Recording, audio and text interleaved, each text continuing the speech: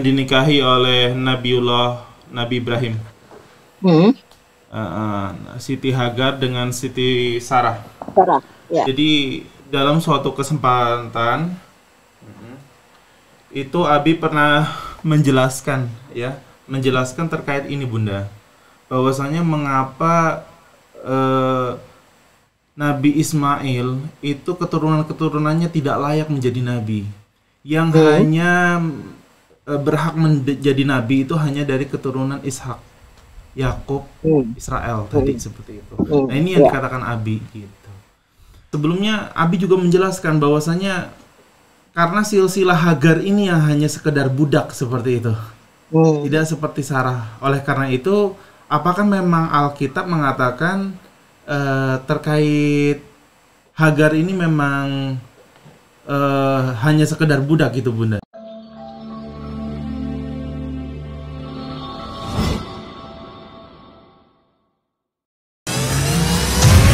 Lelang dakwah, lukisan sunset pantai Pulau Lembe, Kampung Mu'alaf, karya Meru Sandia. Pelukis Indonesia yang diundang langsung oleh Raja Salman, dilelang dengan harga terbaik, yang dananya 100% akan kami gunakan untuk pengeboran air sumur Masjid Terpadu Hagia Sophia, Kota Malang, sebagai sentra untuk pembinaan, pelayanan, advokasi, dan pendidikan para mu'alaf. Dana yang dibutuhkan untuk pengeboran sekitar 150 juta rupiah karena lokasi berada di atas bukit dan menembus kedalaman batu keras di atas 100 meter. Selama air mengalir, maka insya Allah pahala akan mengalir juga untuk Bapak Ibu semuanya. Lukisan sunset pantai Pulau Lembe Kampung Mu'alaf ini dilelang dengan harga Rp6.500.000 saja untuk muslimin yang lebih dahulu menghubungi kami. Dan berdirilah benteng yang sederhana awal untuk mengabarkan kebenaran rahmatan lil alamin.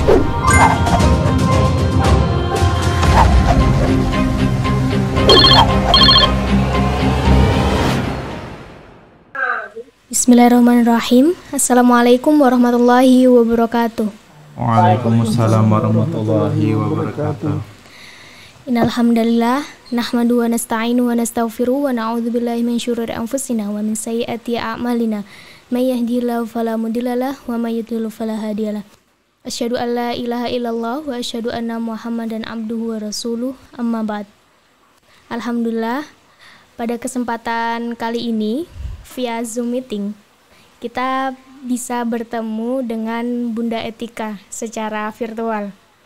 Dan di sini di studio podcast Hagia Sophia telah hadir 3 anak dari Pendeta Saifuddin Ibrahim. Yang pertama ada Mas Fikri Humaini, yang kedua Mas Sadam Hussein, yang ketiga ada Mas Muammar Hadafi.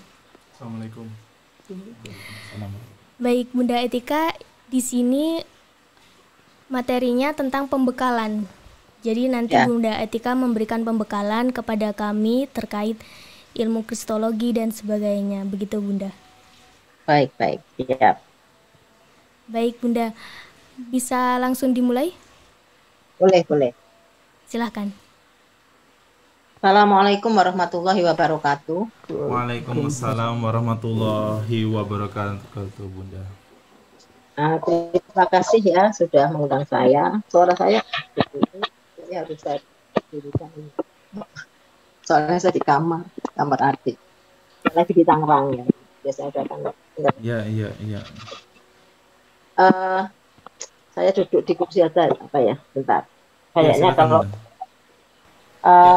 kita akan belajar basicnya agama Semitik ya, agama yang akarnya dari Nabi Ibrahim. Jadi biasanya kita mengatakan Semitic religion atau agama Ibrahim. Jadi kita tahu ya bahwa kitab suci yang diturunkan kepada agama Ibrahim ini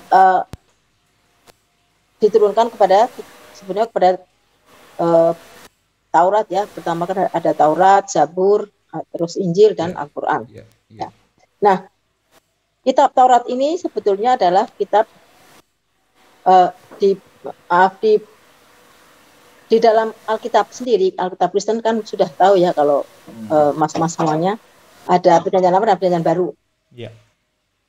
Perjanjian Lama ini sebetulnya adalah kitab Yahudi yang bernama Tanakh, ya, Tanakh. Jadi sebenarnya kemarin saya ada slide nih, saya kemarin baru memberi kajian di Masjid Ar-Rahman, jadi saya pakai slide terus pakai video.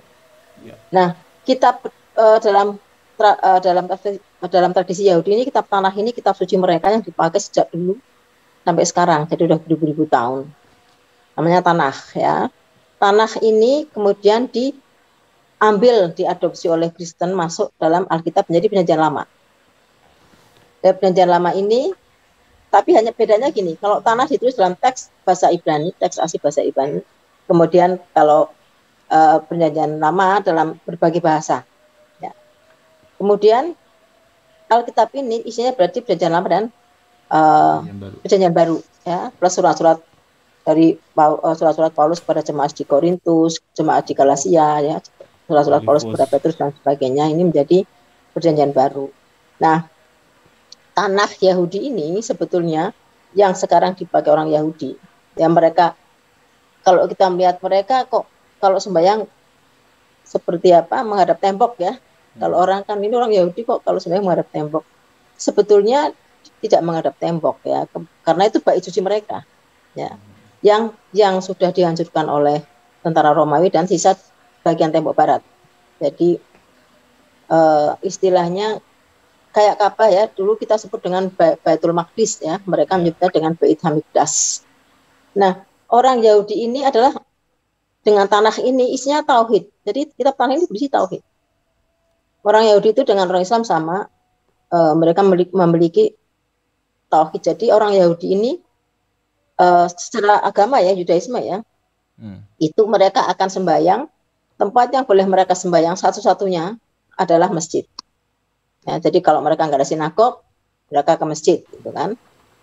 Nah, tetapi mereka jelas tidak boleh ke gereja, karena bagi mereka gereja ini adalah sesuatu yang bagi mereka menyembah pagan, gitu ya. Jadi bagi mereka itu tidak tauhid, ya. Karena kan begini, orang-orang Yahudi ini tauhid. Jadi kalau Trinitas itu sudah tidak dianggap tauhid, karena dalam 10 perintah Allah kan ada perintah yang mengatakan bahwa jangan ada Allah lain di depan saya. Ya. Commandment, ya. Suaranya jelas nih? Ya, jelas. Jelas, ya. Nah, jadi jangan ada Allah lain di depan saya. Siapapun yang menjadi Allah, entah itu Yesus, entah itu Roh Kudus, itu tidak ada dalam perspektif Yahudi. Jadi orang Yahudi ini Tuhannya dengan orang Islam sama. Tapi mereka hanya mengikuti Taurat. Mereka nggak mengikuti Injil, nggak mengikuti Al-Quran. Bagi kami Torah bagi kami ya Moshe Rabinu, jadi maksudnya Nabi Musa, dan Torah ini adalah untuk selamanya bagi orang Yahudi, kekal sampai akhir zaman. Jadi tidak ada kitab lain selain Torah mereka. Nah, kitab Torah ini dalam Perjanjian Lama ini adalah kitab yang 5 kitab pertama. Ya kan, ada Kejadian, Keluaran, Bilangan, Kejadian, Keluaran, Imamat, Bilangan, dan Ulangan, ya, itu kan disebut Torah, ya, atau Taurat, ya. Kalau yang selanjutnya kan tentang nabi-nabi, ya, Neviim dan Ketuvim. Jadi Ketuvim itu kitab puji-pujian seperti Mazmur itu Zabur, ya. Jadi Tanakh itu singkatan dari tadi Taurat, Neviim, dan Ketuvim. Nah, Tanakh ini adalah kitab Yahudi. Jadi orang Yahudi akan menggunakan kitab suci mereka sampai selama-lamanya Tanakh ini, gitu. Nah, orang Yahudi ini tauhid, ya. Jadi sama dengan orang Islam. Ciri-cirinya tauhid apa? Ya, mereka kalau sembahyang menghadap kiblat. Kiblat mereka di Yerusalem. Walaupun sudah dihancurkan tinggal tembok barat, ya mereka tetap menghadap kiblat, bukan menghadap temboknya sebetulnya, kan, gitu, ya. Nah, seperti kita Ka'bah, ya, sama. Dulu kan kita juga menghadap Baitul Maqdis, ya. Setelah itu kan ada Masjid Kiblatain. Kalau kita ke Saudi Arabia itu kan Rasulullah mendapat perintah untuk apa? Mengganti arah kiblat. Ya. Nah, orang Yahudi ini, jadi kalau kita dengan Yudaisme sebetulnya kita saudara.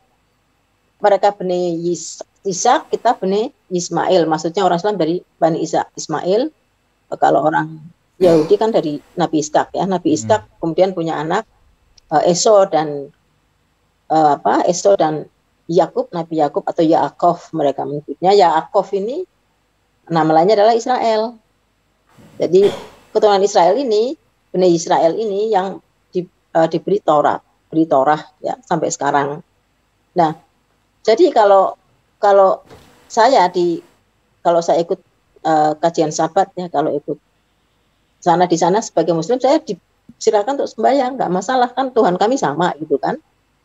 Tapi kalau orang Yahudi masuk ke masjid itu oke. Maksudnya teman-teman yang Yudaisme, teman-teman saya kalau terpaksa mau sembahyang di sinagog, mereka masuk ke musola. Itu kadang-kadang kita dampingi atau kadang-kadang cari yang sepi karena kan cara sembahyangnya beda. Mereka sehari 3 kali. Nah, kemudian kalau mereka masuk ke gereja itu larangan keras ya. Jangankan masuk, mereka baru tangannya kakinya menginjak yang ada atapnya itu mereka sudah basuh kaki karena dianggap kenajisan ya. Karena mereka menyebutnya sebagai avodah zarah. Jadi mereka tidak rela nih. Kami ini maha ehad ya. Shema Yisrael Adonai Eloheinu Adonai Ehad ya kan. Ehad bagi mereka ya maha tunggal seperti dalam Islam. Sedangkan ehadnya dalam Kristen kan 3 yang tunggal ya, Trinitas. Nah, ini yang unik di sini, tanah yang ditulis dalam bahasa Ibrani, teks asli bahasa Ibrani itu konsepnya tauhid. Kemudian begitu pindah ke Perjanjian Lama menjadi konsepnya Trinitas. Nah, ini pasti ada something wrong kan di sini, ada hal yang salah. Kira-kira yang salah yang memahami dalam teks terjemahan atau dalam teks bahasa asli gitu kan. Nah, jadi salah satu beberapa ciri agama tauhid yang antara Yudaisme dan Islam ini, kita sama-sama punya teks kitab suci dalam bahasa asli ya. Kalau orang kitab itu dalam bahasa ini kalau orang Islam ini dalam bahasa Arab, kalau orang Yahudi dalam bahasa Ibrani. Mereka sama-sama juga harus berpakaian seperti kita. Ada tata cara berpakaian ya, misalnya ultra ortodoks itu harus pakaiannya nggak cuma ini. Kalau kita masih ada yang pakai nikab ya. Kalau mereka benar-benar ditutup. Nah, kalau kemarin saya jelaskan di Masjid Ar-Rahman Tangerang itu saya kasih gambar-gambar. Jadi benar-benar mereka tertutup, nggak kelihatan matanya. Ada juga toharot ya, toharoh seperti kita bersuci ya. Puasa juga ada. Cuma puasa orang Yahudi ini jauh lebih berat. Mereka ada puasa besar, puasa kecil. Jadi kalau puasa besar ini 25 jam dari setengah 6 sampai setengah 7 pagi berikutnya. 24 jam lebih kan, itu puasa besar. Kalau puasa yang kita lakukan bagi mereka puasa kecil gitu. Jadi pada saat puasa besar misalnya puasa Yom Kippur ya, Tisha B'Av tanggal 9 bulan Av itu ya. Itu mereka tidak boleh mandi, tidak boleh sikat gigi, ya, tidak boleh kena air. Pokoknya puasa benar-benar kayak di padang pasir bagi mereka. Ya. Terus itu ciri-ciri anggapan lainnya apa? Ya, mereka adalah ada makanan yang haram dan halal. Mereka menyebutnya sebagai kosher, makanan yang halal. Kosher itu ada di Imamat 11 disebutkan apa saja yang binatang boleh dimakan dan tidak boleh dimakan, ya kan? Nah, sama mereka juga darah juga haram. Kemudian darah tidak kosher, apalagi bangkai, ya toh. Terus kemudian babi, binatang yang disembelih tidak dengan nama Tuhan mereka. Dan mereka lebih banyak lagi yang tidak kosher ini. Kalau binatang laut kan kita semua halal ya, baik bangkainya. Kalau mereka tidak, binatang laut yang boleh mereka makan hanya yang bersirip dan bersisik, itu ada di Imamat 11. Jadi kalau udang, cumi-cumi, ya itu sudah haram bagi mereka. Makanya kalau saya berkumpul sama Rabi, sama teman-teman Yudaisme, mereka tidak. Jadi gini, Rabi kalau ke restoran ya nggak akan makan. Di Jakarta itu nggak ada yang dia bisa makan restoran. Karena kan kalau toh digoreng, gorengannya bekas goreng udang kan misalnya gitu kan. Itu nggak kosher. Nah, yang paling kalau saya ke sana bawanya buah yang paling aman mereka bisa makan toh. Nah, jadi mereka tuh jauh lebih sulit untuk makan ya. Jadi kalau toh mereka harus makan daging, Ada, jadi ada rabi dari Singapura tiap 3 bulan sekali datang ke Jakarta menyembelih ayam dan apa yang harus disembelih, dan itu harus ditiriskan.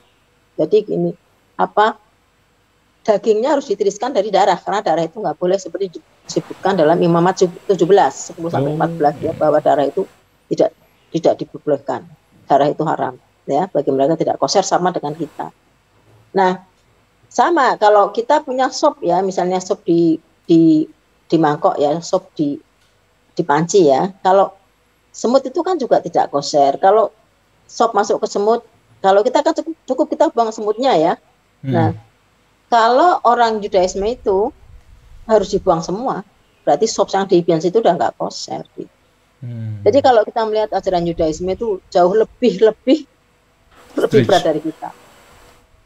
Ya, jadi saya melihat, bayangkan kalau mereka Sabat, kalau hari Sabtu ya, mereka kan tidak boleh pegang pulpen, tidak boleh pegang HP. Kalau mau menyalakan lampu ya Jumat malam ya, Jumat sore.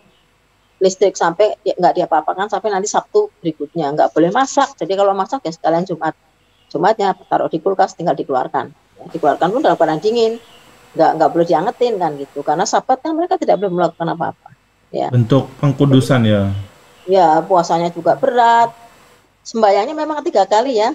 Itu sembayang pagi, saharit, minha dan ma'arif ya, di waktu petang. Tapi sembayang kita kan fleksibel ya. Jadi kalau mau cepet-cepet ya Al-Fatihah plus surat-surat pendek. Kalau mereka kan sudah satu paket itu yang harus dibaca. Namanya Amidah. Nah, yang harus dibaca dan itu lama. Pagi paling cepat setengah jam. Ya. Jadi lama sembayangnya. Jadi mereka memang sembayangnya 3 kali tapi jauh lebih lama. Itu ya Judaisme. Dan Judaisme ini tauhid, karena memang ajaran yang dibawa oleh para nabi sejak dulu sampai Rasulullah itu memang tauhid. Ya, menyembah hanya adalah the only God, ehad mereka ya benar-benar tauhid gitu. Ya. Mereka bahkan sangat, kalau kita masih masuk gereja masih bisa, umat muslim ya kan, kita masih boleh ke gereja asal kita tidak mengikuti ibadah mereka kan. Nah, melihat gereja masuk boleh. Kalau orang Yahudi, jangan sampai completely tidak boleh. Jadi sebetulnya kita amat jauh lebih toleran. Ya. Terus apalagi mengucapkan selamat Natal, sudah sangat tidak mungkin bagi mereka kan. Jadi Rabi kalau dengan saya lewat mall itu ada bau Natal pun Rabi akan menjauh. Nggak dekat-dekat pohon Natal gitu kan. Jadi bagi kita kan mau pegang-pegang ya nggak masalah gitu kan. Jadi dengan belajar Judaisme ini saya jadi tahu bahwa ternyata Islam itu jauh lebih ringan gitu ya, nggak seberat mereka. Jadi kalau saya mengatakan Rabi kok bisa ya Rabi seharian penuh selama Sabtu dari jam Jumat sore sampai nanti Sabtu malamnya kan. Saya kan ikut kajian kalau Sabtu.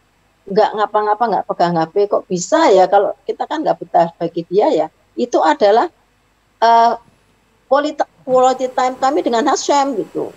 Jadi Hashem ini artinya panggilan untuk Tuhan mereka ya. Karena YHWH itu nama yang sangat sakral, tidak boleh disebutkan namanya. Jadi mereka mengatakan ya ini quality time kan dengan Hashem. Jadi kami ya menikmatinya. Jadi bagi mereka itu tidak ada yang berat ya, walaupun kita melihatnya berat. Ya, itu. Nah, inilah Judaisme. Jadi sebetulnya yang kita tahu kenapa kemudian tiba-tiba berubah dari tauhid yang mereka anut menjadi trinitas, nanti akan saya bahas. Nah, kita masuk ke Kristenan sekarang ya. Judaisme ada yang mau ditanyakan belum? Apa tidak sebelum saya lanjut ke Kristenan? Oke, pertama terima kasih penjelasannya.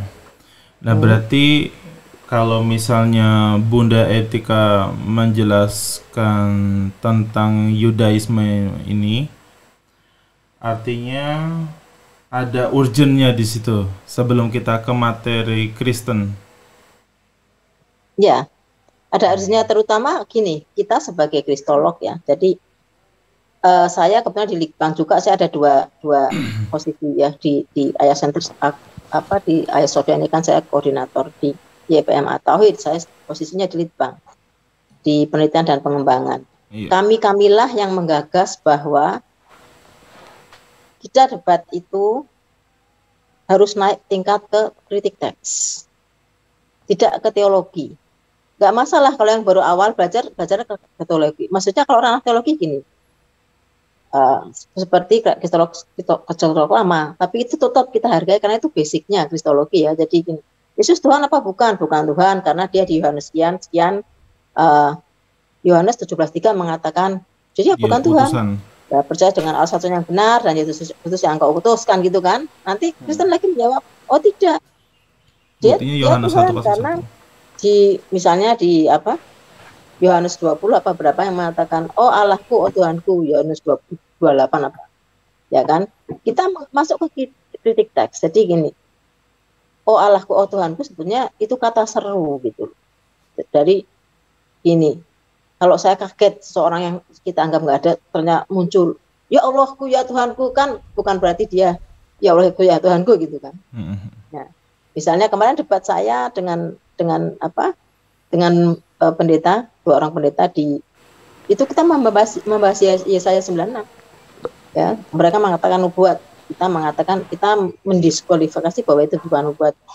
Dari mana kita ya dari memahami teks asli. Jadi dengan memahami teks dalam satu konteks. Jadi kalau kita debat sekarang adalah kita masuk ke kritik teks, ya. Bagaimana teks ini sebenarnya tidak benar. Jadi saya kalau dengan Pak Pendeta gini, Pak Pendeta ini teks aslinya seperti ini. Terjemahannya keliru, dimanipulasi. Dan ketika saya tanya seorang pendeta waktu debat saya 95, 96 ya. Saya tanya aja ke beliau, Bapak paham nggak Yesaya 9 ayat 1? Saya tanya gitu kan. Dia bilang, wah kalau itu saya nggak tahu. Jadi bagaimana Bapak tahu 9 ayat 6 atau 5 kalau dalam teks Ibrani 5, dalam teks sini 6 ya kalau nggak salah, PL kalau nggak salah. Bagaimana Bapak paham ayat 6 sementara ayat 1 tidak tahu gitu kan. Ya, jadi misalnya gini, orang Kristen mengatakan gini, Yesus adalah Immanuel kan gitu. Karena mereka menganggap arti kata Immanuel itu artinya Allah bersama kita, gitu kan? Arti kata Yesus dalam bahasa Ibrani kan Yeshua, artinya Allah yang menyelamatkan, gitu kan? Nah, sebetulnya Immanuel itu bukan Yesus, dia itu adalah anak Yesaya nomor 2, ya, anak Yesaya nomor 2. Nah, kata Yeshua itu memang benar, artinya Allah yang menyelamatkan. Tapi orang Yahudi itu rata-rata pakai namanya ya, pakai ada Tuhannya gitu ya. Misalnya Rabbi Tovia artinya Allah yang baik. Ya, Yeshua Allah yang menyelamatkan, Netanyahu Allah yang memberi, Hizkia Allah yang perkasa, ya kan? Elia Allah YHWH. Ya. Misalnya Gedalia ya kan, Allah yang besar kan dari kata gadol ya. Nah, mereka tuh udah biasa. Berarti kalau nama Yeshua itu bukan berarti dia itu Tuhan, tidak ada kaitannya dengan keilahian gitu kan. Nah, nama Yeshua itu juga banyak kita perjanjian lama, karena nama Yeshua itu adalah nama pasaran, seperti nama Bambang kalau orang Jawa ya, ada Yeshua bin Nun, Yeshua bin Kotmil, Yeshua bin Yazadok, Yeshua yang mana gitu kan. Jadi bukan berarti, sementara umat Kristen kan tahunya terjemahan, ngerti, oh namanya Yeshua berarti Allah yang menyelamatkan, berarti dia Allah.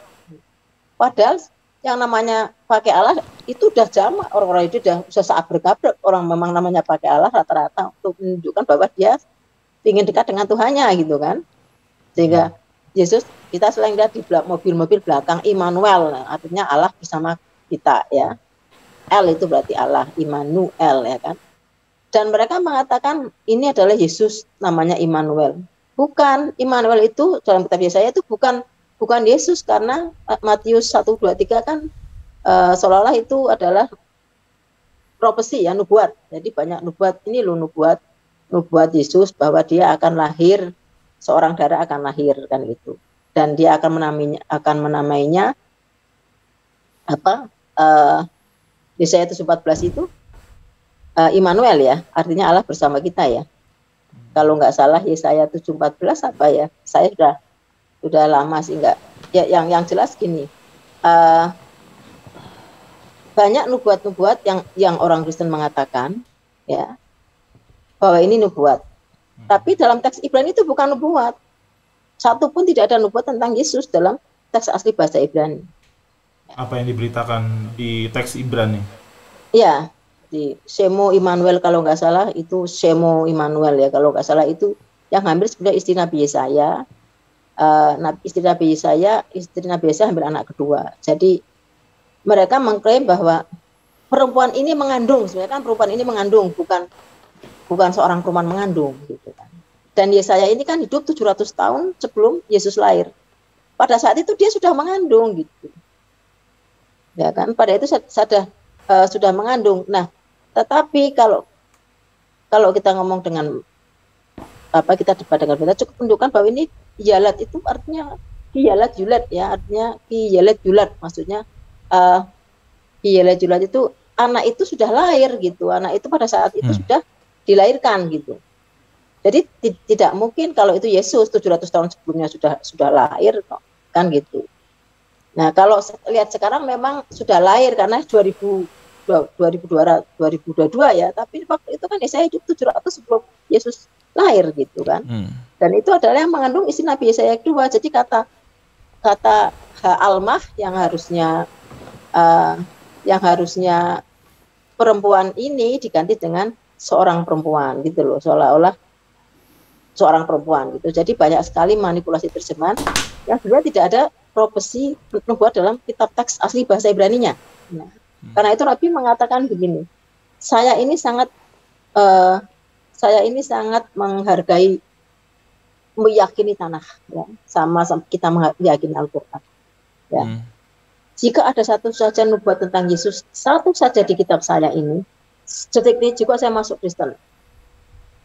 Karena memang tidak ada nubuat, karena mereka mengambil satu potong ayat, terus kemudian cocok-cocokkan gitu, cocok loh. Gitu. Jadi pada perspektif Judaisme nggak ada. Ya ada yang namanya nubuat untuk dalam teks asli bahasa Ibrani ya. Nah, setelah diterjemahkan kan jadi banyak nubuat. Yang tadinya tauhid jadi trinitas kan begitu kan. Jadi orang Yahudi ini pun sekalipun misalnya pada kasus Inquisisi Spanyol, pada kasus Valentine 1439 sampai mereka harus dipaksa masuk Kristen mengikuti Trinitas, mereka pun rela dibakar gitu. Daripada mereka harus mengatakan Tuhan itu Trinitas gitu loh. Ya.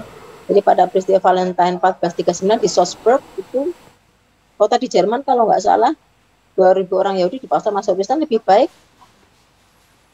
kalau mereka bersedia untuk tidak masuk Kristen, mereka diselamatkan. 100 orang masuk Kristen, 1900 malah dibakar gitu. Ya, karena apa? Memang kami tidak Trinitas gitu. Jadi kalau Elohim kami dipaksa-paksa Trinitas ya nggak bisa. Elohim kami itu adalah Elohim yang sangat kami Allah itu kan sangat kita sucikan. Sangat kita bagi mereka ya kita sembah. Kok disamakan dengan manusia itu? Mereka kan nggak rela juga gitu, Pak. Ini Tuhan kami. Jadinya mereka rela mati. Kenapa? Jadinya mereka rela mati. Ya, mereka lebih rela mati karena mereka tauhid. Nah, kemudian setelah itu kan kenapa masuk PL menjadi banyak sekali nubuat ya, banyak terus yang tahu jadi Trinitas karena tadi kesalahan penafsiran karena sudah diterjemahkan kan tidak ada kata yang persis sama. Terjemahannya ada beberapa yang kata-katanya nggak pas ya, misalnya harusnya almah harusnya this woman, perempuan ini menjadi seorang perempuan misalnya. Ya. Jadi ada banyak miss yang, dan kalau saya debat ya tinggal saya ini aja gugurkan aja. Tapi caranya bagaimana? Dengan memahami teks. Iya. Misalnya Yohanes 1 ayat firman 1 ya, Yohanes 1 dengan pada mulanya adalah firman dan sebagainya, kan ada kitab suci Kristen saja mengatakan bahwa teks ini adalah aslinya himne platonis gitu yang ditambahkan gitu. Jadi kita pakainya main kritik teks ke situ. Kita tidak ke ranah teologis. Tapi bukan berarti ranah teologis nggak penting ya. Tapi kamilah yang menggagas bahwa ayo kita masuk ke kritik teks. Kalau kita masuk ke ranah teologis, nanti debatnya akan kayak catur kan gini. Nggak rampung-rampung gitu loh. Ya, Jadi menurut Bunda teks misalnya, saya masuk ke silsilah Yesus nih, menurut Matius dan Lukas, ya kan? Ada silsilah Yesus dalam Matius dan Lukas ya. Langsung saja saya masukkan ada perbedaan nih antara silsilah Yesus dan Matius dan Lukas kan gitu. Terus saya tunjukkan perbedaannya ada 4 generasi yang dihilangkan, ya kan, dalam silsilah Matius. Ya, jumlahnya 41 yang harusnya 42. Ada kesalahan nih di Matius 11, Matius 1:11 ya, kalau nggak salah Matius 1:11 ya, bahwa Yosia kok dikatakan lahir di Babilonia, padahal dalam perjanjian lama tidak, dia tidak pernah dibawa ke Babel. Ya, dia pernah dibawa Nebukadnezar ke Babel, tapi dia lahir di Yerusalem dan meninggal di Yerusalem karena dia seorang yang dekat dengan Tuhan gitu ya. Jadi Yoyakim kok dihilangkan, misalnya Raja Yoyakim ya, di situ kenapa harus dihilangkan kan? Jadi ceritanya kan jadi tidak nyambung. Nah, ya kita maksudnya ke kritik teks gitu. Ya, semua yang kita lakukan kritik teks. Jadi cuman memang tidak semua debater Muslim mau masuk ke kritik teks. Kenapa? Karena memang tidak mudah gitu ya. Jadi untuk yang awal-awal nggak apa-apa, belajarlah ranah teologi dulu ya, seperti senior-senior kita. Kalau kritik teks kan memang kita mulai menggagas ke kritik teks ini ya, seperti kemarin debat saya di ISPAK Jakarta, di Hotel ISPAK ya, debat terbuka kan kita kritik teks juga. Kita masuk membahas Yesaya 9 atau Yesaya 9 dan Yesaya 95 dan 96, ada perbedaan antara Alkitab dan Tanakh. Nah, itu pentingnya dan memahami Yudaisme. Jadi pentingnya kenapa memahami Yudaisme? Karena perjanjian lama ini kan punyanya Yudaisme gitu kan. Dan yang punya otoritas untuk menafsirkan Yudaisme ini kan sebetulnya orang Yahudi. Itu kitab mereka gitu kan. Yang punya otoritas untuk menafsirkan Injil dan sebagainya itu orang Kristen. Yang lebih punya otoritas untuk menafsirkan Quran kan kami orang-orang Muslim gitu kan. Nah, jadi kalau saya mau bertanya tentang PL, mau belajar tentang PL, ya saya harus belajar kitab aslinya lah, kitab Tanakh. Ya, dan ya, kitab Tanakh itu punyanya orang Yahudi.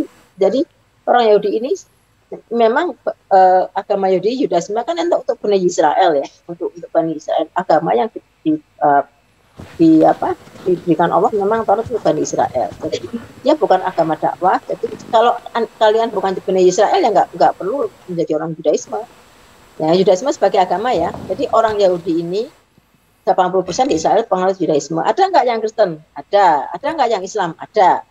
Artinya orang Yudaisme itu, orang Yahudi bukan berarti semuanya Yudaisme, tapi sebagian besar Yudaisme. Seperti orang Arab ada yang Kristen nggak? Ada gitu kan? Berarti sebagian besar tapi Islam. Itu bukan Arab berarti identik dia pasti Islam. Kalau Yudaisme berarti seorang Yahudi berarti seorang Yudaisme, kan tidak begitu kan? Nah, karena kalau secara agama Islam dengan Yudaisme ini dekat. Karena memang sama-sama sunat, ya kan? Sama-sama punya taharoh. Kalau sembahyang kan, sama-sama ada berpakaian, ada yang kosher, jadi makanan yang halal dan haram.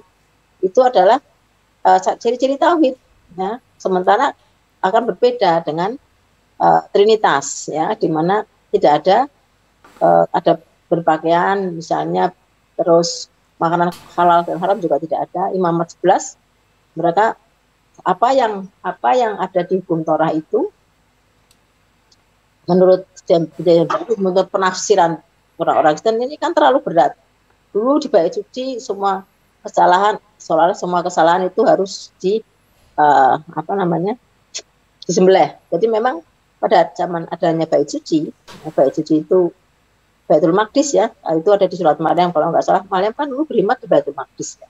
Atau orang Yahudi mengatakan Bait Hamikdash ya, Bait Hamikdash. Itu di sana kan memang ada banyak kegiatan, diantaranya ritual korban.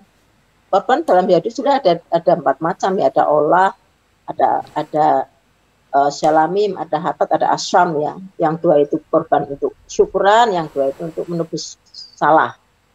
Betul memang ada korban. Jadi, tapi itu untuk salah yang tidak disengaja. Jadi kita nggak sengaja berbuat salah, itu disebutkan dalam Imamat 5, 1 sampai berapa itu ada. Bahwa misalnya kita nggak boleh ngomong sumpah sembarangan, kita lupa. Itu nggak sengaja. Itu harus membayar, supaya kita menghilangkan dosa itu, kita harus menyembelih domba misalnya. Ya, disebutkan untuk menghilangkan dosa itu. Karena nggak sengaja. Kalau nggak punya domba gimana? Kalau nggak punya domba boleh burung tekukur, gitu kan.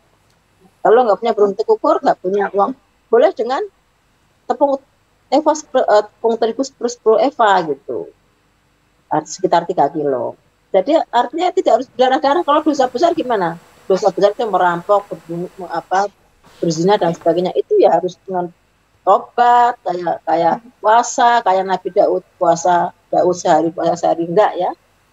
Jadi di dalam kitab Yesaya 1 disebutkan mereka harus sebesar apapun kesalahan kalau dalam Yudaisme, sebesar apapun kesalahanmu, semerah kirmizi akan putih seperti salju, maksudnya akan putih seperti salju lagi kalau kamu bertobat, bukan dengan korban gitu loh. Korban itu untuk saya yang tidak disengaja. Nah, korban yang sebenarnya tidak disengaja ini ditafsirkan kita menjadi berbeda gitu. Di Ibrani 9:22 ya, seolah hampir semua hukum Taurat disucikan dengan darah. Tanpa penumpahan darah tidak ada pengampunan gitu kan. Nah, jadi kan berbeda sudah. Jadi orang Yahudi nggak benar itu, kami nggak begitu, dan kami itu bukan vampir istilahnya gitu kan, teman-teman Yudaisme. Memangnya Tuhan minta darah gitu, untuk darah manusia kan gitu. Jadi korban manusia pun sebenarnya nggak boleh dalam Yudaisme. Korban itu harus korban hewan. Kalau seperti Abraham kan waktu pemorban anaknya kan diganti domba, karena memang korban manusia tidak boleh disebut dalam Yeremia dan Imamat, cuma ayatnya saya lupa. Nah, jadi hal-hal yang miss seperti ini terjadi. Kita tahu dari mana? Kita menguasai bahasa Ibrani dan Yudaisme. Saya juga tidak menguasai banget karena saya juga masih belajar. At least kita bisa membaca, ya, membaca atau memahami. Sekarang kan gampang untuk memahami kata-kata, kita bisa buka terjemahan. Paling enggak kita memahami beberapa kaidah grammarnya lah. Kan tidak sama dengan bahasa Arab, ya. Sama kalau kata dalam Ibrani, kata bahasa Arab yaum, bahasa Ibrani yom, ya. Kata dalam bahasa Arab ahad, dalam Ibrani jadi ehad, ya. Itu kalau dalam bahasa Arab salasa, dalam Ibrani jadi shalos, ya. Arba'ah jadi arba'a, ya. Jadi cuman kalau number huruf-huruf dalam angka memang agak lebih rumit dalam bahasa Ibrani karena ada gendernya, feminin, maskulin, tapi secara umum tata bahasanya mirip, ya. Jadi itu pentingnya kita baca Yudaisme.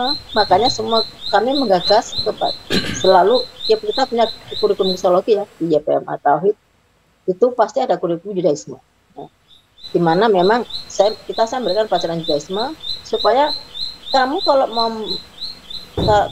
kalian para debater ini, kalau kalian mau kita mengkritik, ya, kita kan nggak boleh menyerang, kita kan mengkritik teks, kita debat dengan akademiknya, dengan ilmu. Itu kalian harus tahu benar sebenarnya apa sih isi perjanjian lama ini dalam teks bahasa aslinya gitu, ya. Misalnya kan ada di Yesaya 20 dengan pisau cukur dari yang dari Asyur, ya, Tuhan mencukur gundul.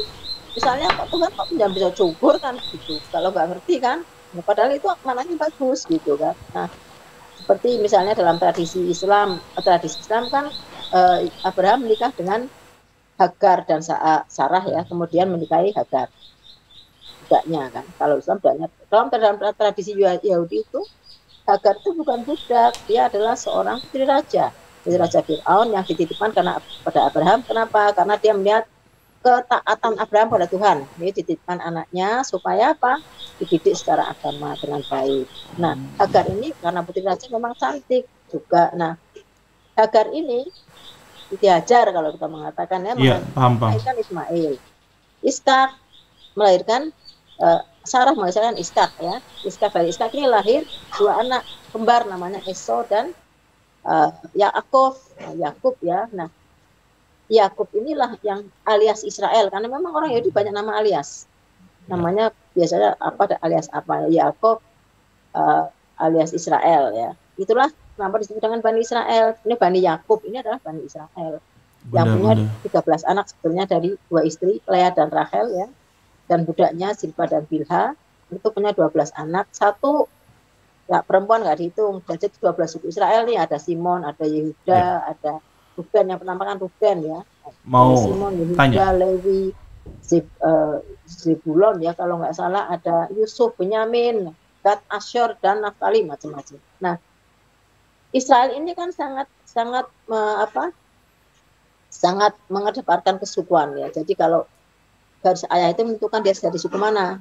Dari suku Yehuda misalnya banyak yang menjadi raja, misalnya kerajaan ini kan diturunkan pada Bani Yehuda, misalnya Nabi Daud itu dari suku Yehuda, kemudian Nabi Salomo juga dari suku Yehuda. Sebaliknya Lewi yang berhak menjadi rabi-rabi adalah harus dari Bani Lewi.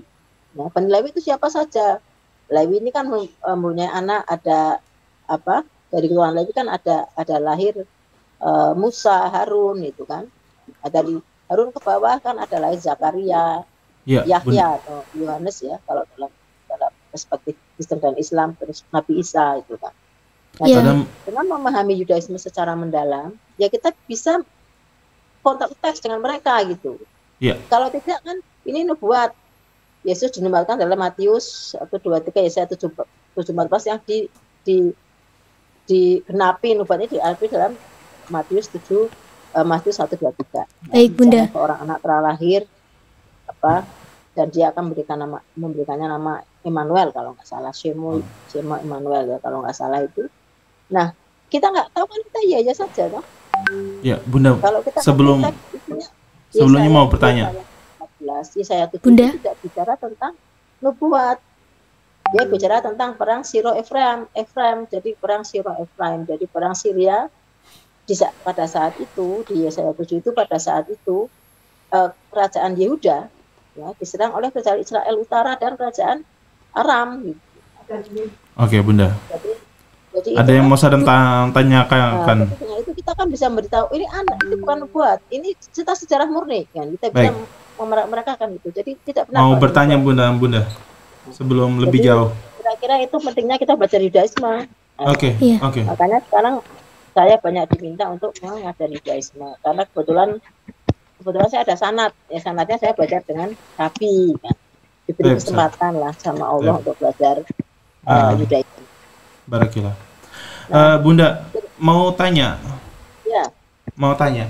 Jadi ini suaranya ini kurang keras. Apa saya yang di sininya kurang keras ya? Sebentar. Oke. Saya sebentar. Oke. Suaranya kurang. Apa dari situnya ya, Mbak? Dari suara saya masuk jelas ya? Jelas. Kalau suara jelas banget dari Bunda. Tapi mungkin dari kami ke Bunda agak sukar. Alhamdulillah saya di sini memang salah satu penggerak daripada Wadah Mu'alaf di Sulawesi Utara. Sebagaimana diketahui kami memang berorganisasi. Jadi memang bercabang, beranting sehingga memiliki sampai sekarang kurang lebih 800 anggota dan banyak sekali masalah yang datang ke kami. Ada yang terusir, ada yang faktor ekonomi, ada yang minta rumah singgah mu'alaf. Nah, kami di sini memang belum ada itu. Jadi kami mohon harapannya dengan adanya tanah yang 700 sampai 800 itu kita bisa bangunkan 3 lantai. Insyaallah. Dan itu bisa menampung mereka semua. Dan ini akan jadi pusat mu'alaf ya Bunda ya. Iya, insyaallah harapan kami di sini ada pemerhati dari manapun berada untuk mendirikan pusat sentral para mu'alaf di sini dan lain sebagainya, pondok pesantren atau apalah seperti itu, minimal pondok pesantren sentral mu'alaf di Kota Manado. Ya, seperti itu. Baik. Ya, bagi saudara seiman dimanapun berada, insya Allah kami di Sulawesi Utara membutuhkan banyak uluran tangan daripada seluruh sahabat donatur dimanapun berada. Mohon dukung pergerakan kami di sini. Kami adalah wadah penggerak sukarelawan dari Ayah Sofia yang alhamdulillah sampai detik ini sangat aktif bergerak di 15 kabupaten kota yang berada. Masya Allah, dan kami sudah memiliki 7 kabupaten kota bernaung di Sulawesi Utara dan banyak sekali problem yang saya hadapi di sini. Oleh karenanya memang butuh uluran daripada sahabat setia muslimin muslimat dimanapun berada. A'udzu billahi minasyaitonir rajim. Bismillahirrahmanirrahim. Innalladzina amanu walladzina hajaru wa